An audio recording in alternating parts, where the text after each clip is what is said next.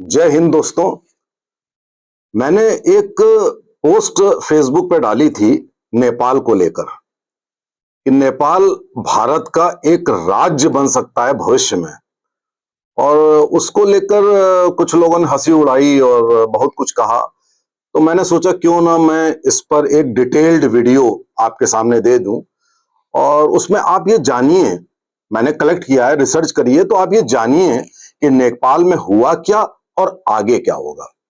साथियों, जैसा कि आप जानते हैं कि नेपाल एक जमाने से हमारे भारत का हिस्सा था और जो नेपाल की आर्मी गोरखा रेजिमेंट होती है वो हमारी भारत में आर्मी और पुलिस का हिस्सा हुआ करती थी और बड़ी एफिशिएंट और बड़ी बहादुर रेजिमेंट हुआ करती थी और हुआ करती है, रादर अभी भी है। जैसा कि आप जानते हैं कि नेपाल एक लैंड लॉक्ड वैसा देश है। 3.5 करोड़ के आसपास उसकी आबादी है और पहले इसमें राजशाही थी और कहा जाता था कि नेपाल पूरी दुनिया का एकमात्र हिंदू राष्ट्र है। उसके बाद साथियों एक राजनीति हुई। राजनीति कहां से हुई? चीन से हुई, माओवाद से हुई, वामपंथ से हुई और नेपाल में एक रिवॉल्यूशन हुआ, लगभग इसी तरीके का जो अभी हुआ, उससे थोड़ा कम लेकिन हुआ।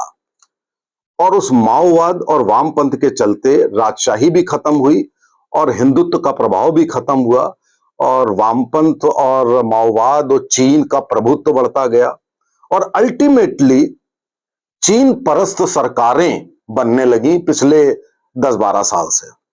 और सबसे ज्यादा चीन परस्त सरकार थी जो ये केपी ओली, जो अभी अभी मार के भगाए गए, इनकी सरकार थी। और इन्होंने रोड्स को लेकर के बड़े अनुबंध किए थे चीन के साथ और भारत विरोधी थे, भगवान राम विरोधी थे, हिंदू विरोधी थे। इसीलिए देखिए भागकर भारत नहीं आए, शेख हसीना भाग के भारत आई थी। अब क्या हुआ कि इसमें एक काठमांडू का मेयर बलेन शाह थे और एक गुरुंग करके एक नेता 36 वर्षीय, वो कोई एनजीओ खोले हुए थे, हमा नेपाल कुछ ऐसे ही करके। ये दोनों यंगस्टर्स अमेरिका परस्त थे, हैं रादर। और आपने देखा होगा कि अमेरिका ने इधर बहुत सारी सरकारें टॉपिल करी, गिराई। जैसे देखिए साथियों, आपने बांग्लादेश में देखा कि बांग्लादेश में अमेरिका से स्पॉन्सर हो करके वहां की सरकार में तख्ता पलट किया गया। किसने किया? मोहम्मद यूनुस ने। मोहम्मद यूनुस, जॉर्ज सोरस और जो बिडेन, ये एक ही साथ उठते बैठते थे वहां अमेरिका में।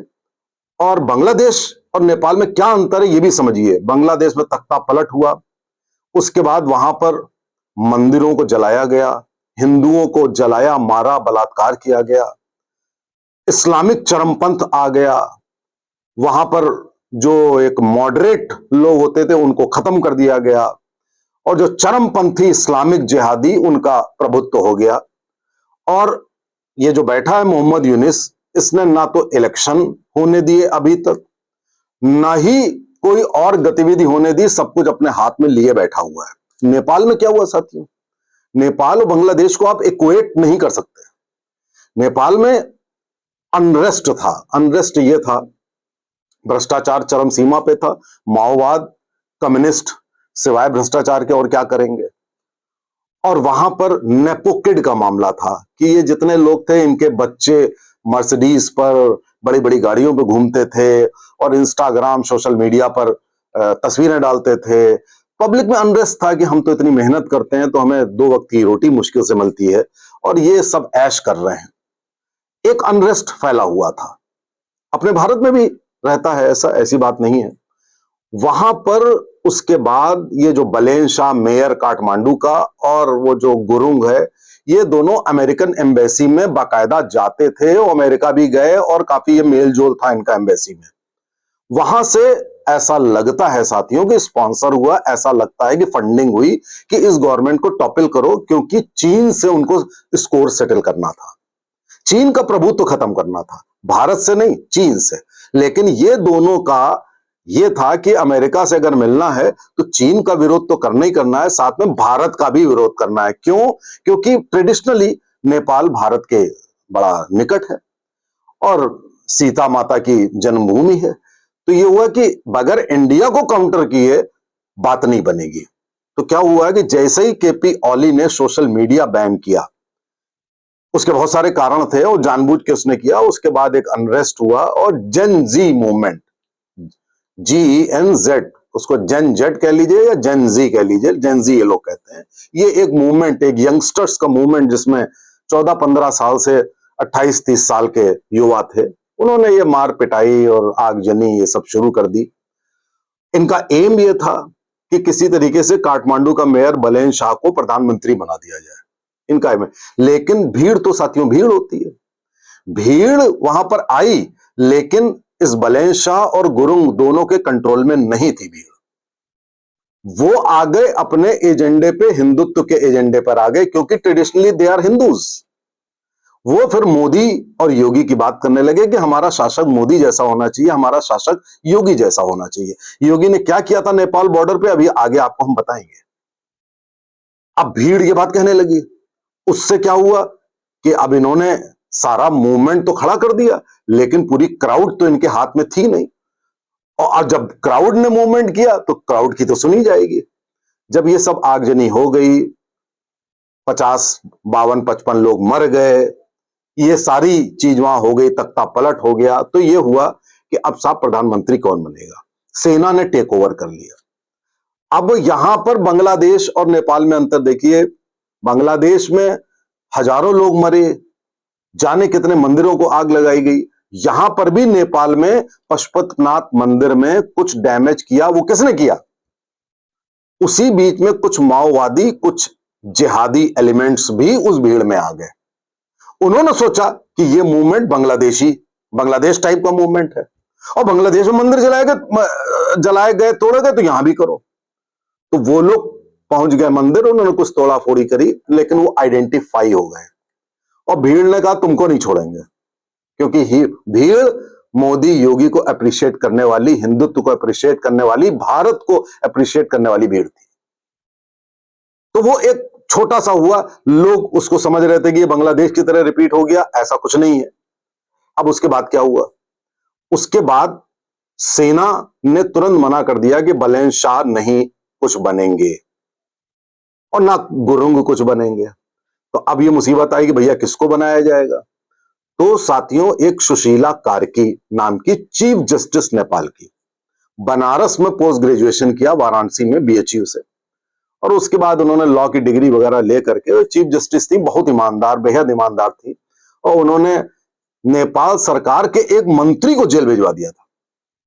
और तो और उन्हीं की जाति का कोई एक बहुत बड़ी संवैधानिक पोस्ट पे था, उसको देश निकाला दिलवा दिया, वो भाग गया था देश से, उसको तक जेल में डलवा दिया था। उसके बाद उनके विरुद्ध सरकार आ गई, उसको भी उन्होंने कंट्रोल कर लिया।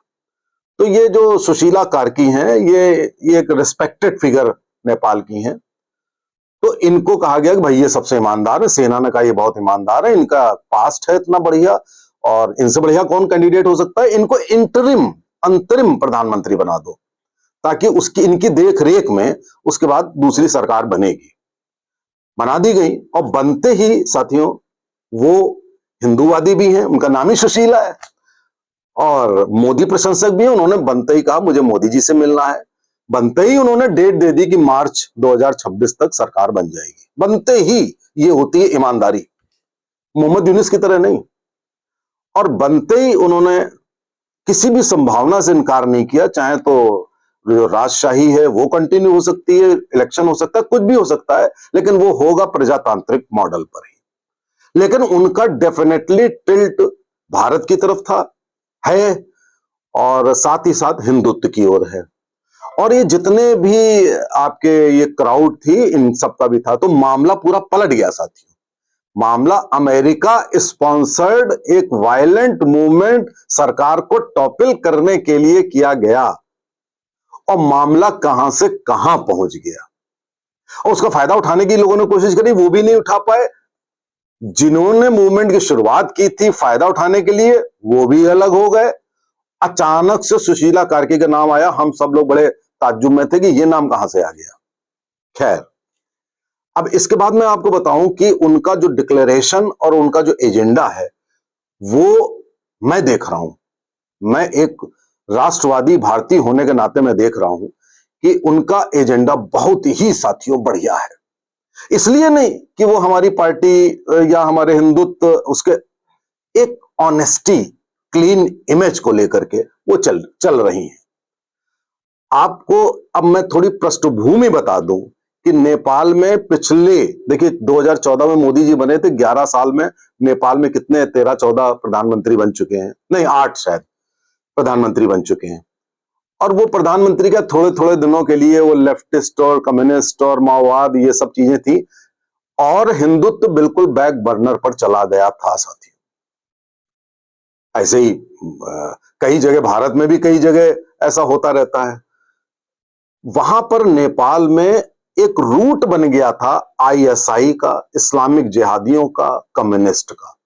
इसको अगर आप कह लें तो रेड ग्रीन कंबाइन, मैंने आपको एक वीडियो में बताया था अभी चरमपंथ वामपंथ, चरम वामपंथ के बारे में। वामपंथ बड़ा डेडली हो जाता है अगर वो इस्लामिक जिहादियों के साथ मिल जाता है, क्योंकि इस्लामिक जिहादियों की वायलेंस फिर उसके अंदर आ जाती है। तो ये जो रेड ग्रीन कंबाइन है, रेड मीन्स वामपंथ और ग्रीन मीन्स इस्लामिक जिहादी, वो हावी हो रहा था। किसी तरीके से चीन उस पर कंट्रोल किया हुआ था, क्योंकि चीन इस्लामिक जिहादियों को आगे नहीं बढ़ने देता है। लेकिन साथियों, नेपाल बॉर्डर पर मदरसों की बाढ़ आ चुकी थी, नकली नोटों की फैक्ट्रियों की बाढ़ आ चुकी थी, वहां बैंक्स खुल चुके थे, कई एक ऐसे बैंक, हबीब बैंक, जाने कौन कौन से बैंक हैं, बहुत बड़ा हो जाएगा वीडियो, इसलिए आपको शॉर्ट में बता दूं कि उन बैंक से नकली नोटों की सप्लाई नेपाल और इंडिया दोनों में होती है, उन बॉर्डर्स से। और पूरी कोशिश की गई कि नेपाल किसी तरीके से चीन का स्टेट हो जाए। अमेरिका ने सोचा कि हमने बांग्लादेश तो टॉपल किया ही है, अब हम नेपाल को टॉपल करके हम अपनी कॉलोनी बना ले, लेकिन अमेरिका सफल नहीं हो पाया नेपाल में, यह बात आप जान लीजिए।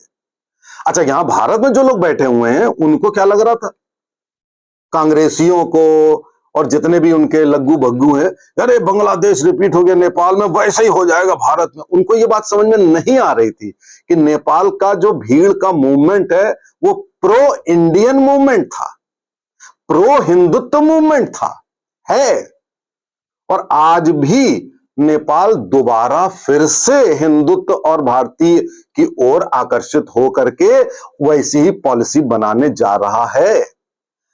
कुछ दिनों पहले आपने सुना होगा, चूंकि हमारे उत्तर प्रदेश की बाउंड्री नेपाल से लगी हुई है, काफी ज्यादा लगी हुई है, कितनी 20-25 और ज्यादा किलोमीटर लंबी होगी। तो उस बाउंड्री पे साथियों मदरसों की बाढ़ थी, जिसको उन मदरसों को, काफी मदरसों को खत्म करवाया योगी सरकार ने। इसलिए नेपाल में यह प्रशंसा थी कि हमें भाई साहब वो बॉर्डर पे ये सब खत्म किया जा रहा है। और बॉर्डर डिस्प्यूट किसी और का नहीं था, ये केपी ओली ने कर दिया था, जो आप सुनते हैं 2-3 जगह को लेकर बॉर्डर डिस्प्यूट कुछ नहीं है भारत और नेपाल के बीच में, वो सब भारत ही है, नेपाल भी भारत ही है। वो अमरनाथ जाने के लिए रास्ते का मामला था, वो ओली की अपने दिमाग की उपज थी। तो उस बॉर्डर, नेपाल के बॉर्डर पे और नेपाल के अंदर ये जो चीन परस्त मूवमेंट किए गए, और साथ में इस्लामिक जिहादियों को बढ़ावा दिया गया, जिससे कई बार ऐसा होता था कि पाकिस्तान से लोग नेपाल जाते थे और नेपाल के रूट से इन्फिल्ट्रेट इंडिया में करते थे, चाहे नोटों की, चाहे स्मगलिंग की, चाहे ह्यूमन की, चाहे आतंकियों की। तो हमारे लिए एक नया फ्रंट खुला हुआ था, हमारे लिए एक थ्रेट था, हमारे लिए एक धमकी थी कि आगे चल के ये प्रॉब्लम बड़ी हो सकती है। अगर हमने कश्मीर सॉल्व कर ली तो इधर से आएंगे, क्योंकि इनका तो एक ही काम होता है, ये बाय बर्थ बाय डीएनए आतंकी होते हैं। इनको बगैर खून खराबा आतंक के इनका खाना नहीं पचता है। तो अब कैसे हो, तो अब सुशीला कार्की के आने से साथियों, आगे आने वाले समय में अगर नेपाल भारत का एक स्टेट ना बने, मेरा कहने का जो मतलब था पोस्ट में, स्टेट से मेरा मतलब था कि हमारा एक समर्थक स्टेट, हम ये नहीं कह रहे कि हमारा जैसे उत्तर प्रदेश है वैसे ही नेपाल, हम ये नहीं कह रहे, हमारा स्टेट मतलब ये बिल्कुल हमारे लोग हैं वहां पर। और वैसे भी नेपाल की आधी जनता तो भारत में रहती है, और भारत के भी सिग्निफिकेंट लोग नेपाल में जाते हैं टूरिज्म के लिए और कई कामों के लिए। तो नेपाल भारत कोई अलग तो है नहीं। तो इसलिए जो लोग ये कामना कर रहे थे कि जो नेपाल में होगा वो भारत में होगा, तो एक तो ये समझ लीजिए कि भारत में अगर होगा तो वामपंथियों के खिलाफ होगा, भ्रष्टाचारियों के खिलाफ होगा, नेपोकिड के खिलाफ होगा। वो सब कौन है? वो सब यही है, तेजस्वी, राहुल और ये जितने भी अखिलेश, ये सब है। तो इनके खुश होने की क्या जरूरत है भाई? ये कह रहे हैं ऐसा हो जाएगा, भैया तुम ही भगाए जाओगे। वहां जितने वामपंथी भ्रष्टाचारी वही भगाए गए हैं। वहां तो भारत मोदी योगी का झंडा लहरा रहा है।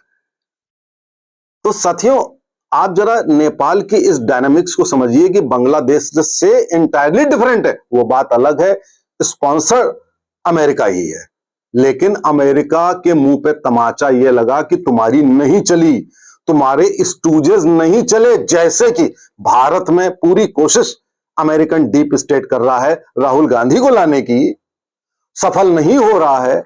वहां पे वायलेंस कराने में सफल हुआ, टॉपिल कराने में सफल हुआ, लेकिन उनको बैठाने में सफल नहीं हुआ। अमेरिका भी हार गया नेपाल में एक तरीके से, चीन भी हार गया। जीता कौन? हम भारतीय। जीता कौन? हिंदुत्व।